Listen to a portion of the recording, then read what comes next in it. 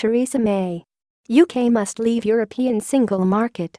Prime Minister Theresa May said Britain will leave the EU's single market in order to restrict immigration in a clean break from the bloc, but politicians can vote on the final deal.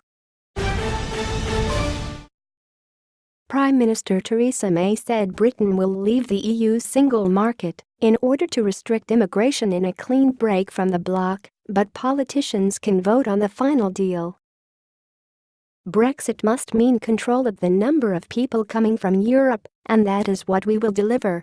What I am proposing cannot mean membership of the single market, Ms. May said during a highly anticipated speech at London's Lancaster House. She added that Britain would seek a trade deal giving the greatest possible access to the market on its departure. The Prime Minister also announced that any divorce deal with the remaining EU members must be approved by votes in both chambers of Britain's Parliament. Britain has 2 years to negotiate a breakup deal once Ms. May triggers Article 50 of the Lisbon Treaty, officially declaring the country's intention to quit or face leaving with no agreement.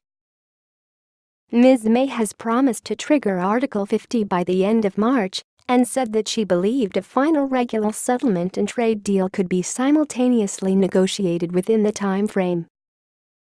Foreign partners doubt such a timetable, with Austrian Foreign Minister Hans-Georg Schelling saying Brexit would take 5 years.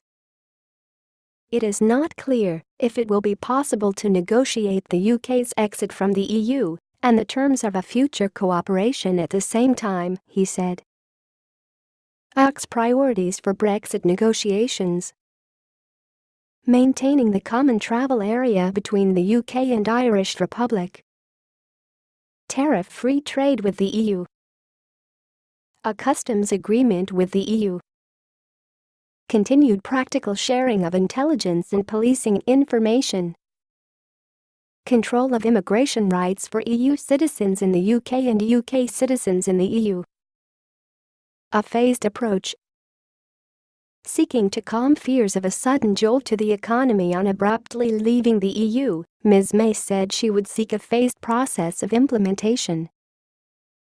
Her direction will be cheered by those who want to leave the EU, but dismay those who fear the impact on Britain's economy. EU countries accounted for 44% of Britain's total exports in goods and services in 2015, with the country recording a £68.6 billion ($110 billion) trade deficit with the bloc. The British currency has endured a rocky ride since the vote last summer to leave the Union, but sterling responded strongly to Ms. May's speech, wiping out losses earlier in the week. Britain's Finance Minister Philip Hammond adopted a tough line on Sunday, warning that Britain might undercut the EU economically to remain competitive if it faces EU tariffs. Mr. Hammond said he wanted Britain to still be a recognizably European-style economy with European-style taxation systems, European-style regulation systems. However, London would have to change course if we are forced to regain competitiveness, he told Germany's Welt am Sonntag newspaper on Sunday.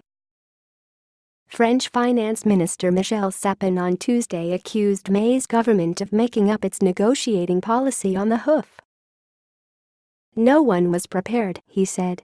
You can see very well that they are improvising, with flip-flopping between accommodating positions and harder positions. Trump and trade deal. Britain's post-EU prospects were given a verbal boost on Sunday by US President-elect Donald Trump, who said he favored a quick trade deal with the UK. But a fast-track bilateral deal with Washington will be difficult in practical terms. Under EU rules, Britain cannot sign trade deals with third-party states until it is formally outside the bloc, a position that does not change despite voting to leave. A 2-year negotiating period is foreseen in EU legislation for any country choosing to exit the 28-member bloc. The EU's chief Brexit negotiator Michel Barnier has said there should be an agreement in place ahead of the European Parliament elections in 2019. But even if the Prime Minister's plan outlined on Tuesday wins widespread support, legal challenges could still scupper her Brexit timetable. Britain's Supreme Court is due to rule later this month on whether May must seek parliamentary approval before triggering Article 50, which could delay the start of Brexit negotiations. Partnership with Europe. Britons voted to leave the EU in a referendum in June. Setting out her vision for Britain, Ms. May said she wanted her country to emerge stronger, fairer, more united and more outward-looking than before. Reaction to Brexit speech. Opposition Labour leader Jeremy Corbyn on Sky News. She has said, leave the single market, but at the same time said she wants to have access to the single market. I'm not sure how that's going to go down in Europe. She seems to be wanting to have her cake and eat it. Scotland Sturgeon again flagged Scottish independence. Scotland must have the option of independence from the UK if its wishes on Britain's new trade plan after it leaves the European Union are rejected. Speaking after British Prime Minister Sturgeon, who leads the pro-independence devolved government, said the Brexit plan laid out by May earlier on Tuesday was economically catastrophic for the UK and that Scotland had not voted for it. While discussions on those proposals continue, and while the Prime Minister today reiterated her pledge to give our plan proper consideration, we have not yet seen evidence that Scotland's voice is being listened to or our interests taken into account, Ms. Sturgeon said. The UK government cannot be allowed to take us out of the EU and the single market, regardless of the impact on our economy, jobs, living standards and our reputation as an open, tolerant country, without Scotland having the ability to choose between that and a different future. With her comments today, the Prime Minister has only succeeded in making that choice more likely.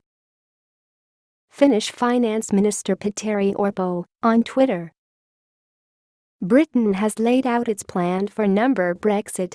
Next, it is the job of number EU27 to find a common position. United we stand, divided we fall. German Foreign Minister Frank-Walter Steinmeier. We welcome that the British Prime Minister is today outlining her government's ideas for leaving and has finally created a little more clarity about the British plans.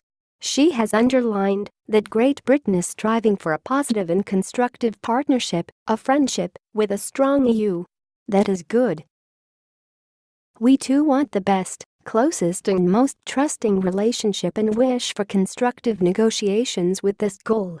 But our line is, and remains, the negotiations can begin only when Great Britain has given official notification of its desire to leave.